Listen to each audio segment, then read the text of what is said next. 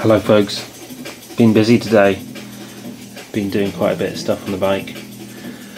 Made a video this morning about the installation of the radiator fan and making a start on the hoses. That's just uploading at the moment, but I've done quite a bit more since then. So where are we at? Well, that's the bike as it stands. So the radiator is on, as you can see. It's fitted with these Allen bolts, stainless steel Allen bolts, and rubber grommets and washers. We've got washers on either side of the rubber grommets, and the rubber grommets are just a perfect fit in there. So it's nice and solid. There's no kind of give in it. It doesn't really feel kind of wobbly or kind of loose or anything.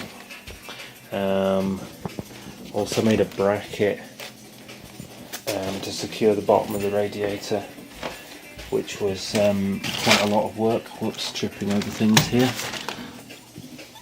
It's really difficult to show. That's the bracket that I made there. It's made out of sheet aluminium. It's like a slim bit there, riveted to a thicker bit, which is bolted to the front of the engine on the original mountings. Originally would have been like a steel bracket that would have held the bottom of the radiator, but the problem with that is I've still got that actually, but it's not going to fit because it's not a 5-blade radiator, it's a Blackbird radiator. So everything's had to be done kind of like on a one-off basis. You can see the fan down in there, and that's the bracket. I think I spoke about the bracket in the video that I made earlier on. That's it again, that's the homemade bracket. So I had to get the hoses to fit as well. This was a real job. I've got like a corner piece there, but I was finding that bending it into shape onto that radiator was making it kind of kink around about here. So what I had to do was I had to use one of these 45-degree bends. So that's stainless steel, that bit there. That's stainless steel, but again it was too long because it's like it came out to about here and out to about there, and again if I'd fitted it as it was I would have then had kinks sort of there and there. So what I had to do is I had to cut it down. So I cut it down with power drill and cutting discs. I cut about, how much did I cut? About a couple of inches off. Hang on a second. Alright, so that's the bit that I cut off. See, that was like on the end like that, so that would have brought it off down here, which obviously wouldn't work. So I cut it and then made a bit of a mess of cutting it, so I had to file it. So I did lots of kind of filing work to file it down. Same with the other end. There's a bit, I think that's maybe from the other end or from one of the other bits that I did. Again, it was way too long at that end, so cut it down. So it's cut down to about, well actually it's about there, that's about where the top of it is. And then as you can see it's clamped on with Jubilee clamps. So I've needed 4 Jubilee clamps per hose.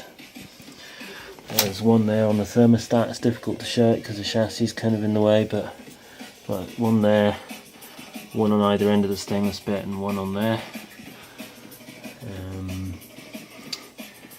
That one there is actually a homemade Jubilee clamp because I ran out of ready-made ones, so I had to make one up. Done the same thing on the other side. So this is the hose. This is the radiator bottom hose. Again, I was trying to put it into like an S-bend. I got this heater hose which actually bends quite well.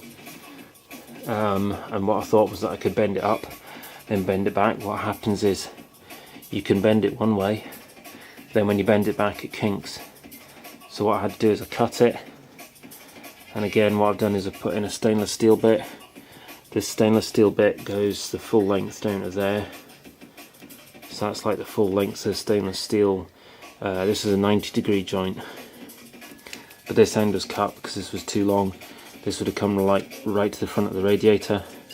So again, I had to cut about 2 or 3 inches, something like that, off the front of it. This bit goes all the way up to the radiator. You can feel it's like firm all the way there, but obviously I needed to use rubber to connect one to the other because there's no way to connect metal to metal. So what we've got there is a bit of rubber hose, and again a Jubilee clip on each end of that to secure it. Another Jubilee clip there, and another one holding it onto the bottom of the water pump. And again, I think I showed this in the video this morning, but that's the same idea with the hose that goes to the water joint. Again, it's kind of dark in there, so it's difficult to show, but there's another hose in there with another joint. Again, that's a 90-degree joint that I had to cut down again. So basically, and then obviously I've done all the other bits as well, so there's kind of hoses going here and there. For example, that one, that's the one that goes from the bottom of the water pump to the bottom of the oil cooler. Again, you can't really see because it's too dark in there. But so that's pretty much the cooling system done. I've done pretty much most of it. The expansion tank's in, but it needs a bracket to hold it at the back. Like there's a loop there that I can bolt a bracket to, and I thought I had the bracket, but I don't seem to have it, so I'm going to need to make up a bracket that goes from there down to there to hold the expansion tank in place. The other end it just kind of hooks in, like there's like a kind of hook down the front, it just hooks into the chassis. And obviously I've got the kind of hoses and stuff on it. That's the hose from the bottom of the expansion tank that goes to the radiator. But it doesn't, because it's a Blackbird radiator, it doesn't fit. So I'm going to need to get a different kind of gauge of hose or something. So that's that. So it's all a bit more fiddly than I thought, but basically the cooling system is pretty much done now. The radiator on, the radiator fan on, everything kind of secure pretty much, all the hoses done, so kind of getting there. So the other thing that I did just once I'd finished that was to install a chain. This was a bit of an easier job. Basically just as you can see, I've got it on a paddock stand, makes it a lot easier to fit the chains. So just basically kind of rolled it on from the back, pull it through to the sprocket, pull it around the front sprocket, pull it back again and join it with a link, and that's now the chain installed. That's a gold 530 chain. I don't know what brand it is because it was off eBay and it didn't say what brand it was. But it seems like a pretty good quality chain anyway, so it seems fine. So that's that done as well. So I've got the cooling system and the chain done today. I would have liked to have got a bit more done than that, but it's a lot of work, you know, when you've got to make brackets and stuff like that. You've got to cut stuff out, drill it, file it, rivet stuff, find bolts the right length, bolt it, you know, so it goes on and on and on. But I'm quite pleased with the bike overall. In general, I think it's looking quite good. It's looking like a bike, you know, it's got chassis and wheels and chain and everything. It's kind of, you know, it's getting there. It's getting there. So basically at this stage I've still got to finish the cooling system, do the electrics, do the fuel system, fit the fuel tank, fit the seat, finish the brakes, fit the brake hoses, fill them with brake fluid, fit the clutch lever, fit the switch gear, all the lights, the number plate, all that kind of thing. It's still quite a bit to do, but it's all the kind of bits and pieces, you know. The other thing that I was doing yesterday night was working on the loom. Right, this is the wiring loom. Okay. So what I've done is, this is a second-hand loom, right, that I got from the States. This is from CBR1100 from Texas. I can't remember what year it was. I think it was a 96 or something like that. And so what I've done is I've been trying to work out what everything is on the loom, okay? Because obviously I'm going to need to know that to plug it all in. So what I did was I got my Haynes manual out and I basically started labelling things, working out what things were, from like how many pins each thing has got and what colour of wires are going into the plug and stuff like that.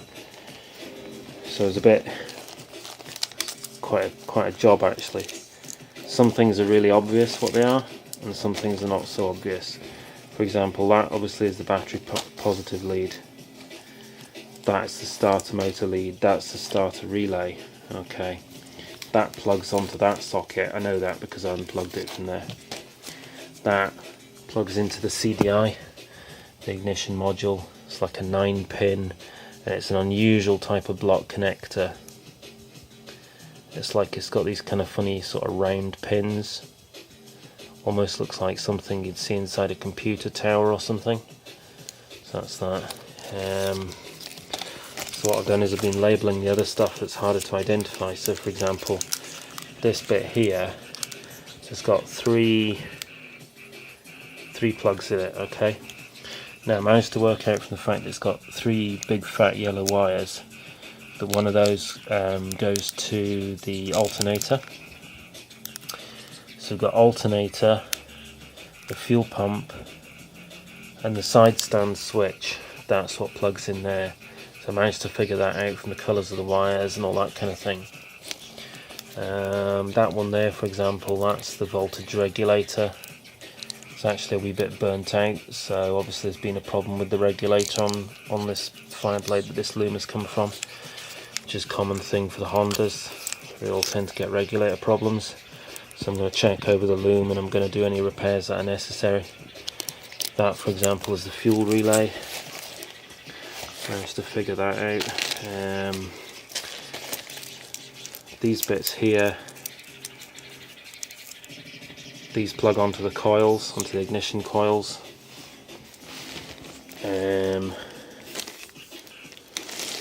Again, it's kind of a mess. It needs a tidy. You know, there's like bits of tape hanging off here and there, which obviously I'll trim those off and put fresh tape on. And it's got, in some places, it's got this like I don't know what you call this stuff. It's like conduit. And I think what I'm going to do is I'm going to get a whole lot of that, or at least like 2 or 3 meters of it, and just do the whole thing. Obviously remove that old scabby bit and just do the whole thing with new conduit, just to tidy it up, you know. Because I like to do a nice kind of tidy job. I don't like to, you know, leave things kind of rubbish and tatty. That obviously is the fuse box. You can see it's the fuse box. It's pretty obvious that's what it is. If you look at the top of it, it even tells you what all the fuses are. I think probably what I'll do is I'll replace all the fuses. It's already had a good clean, but I'll probably give it another kind of clean at some point.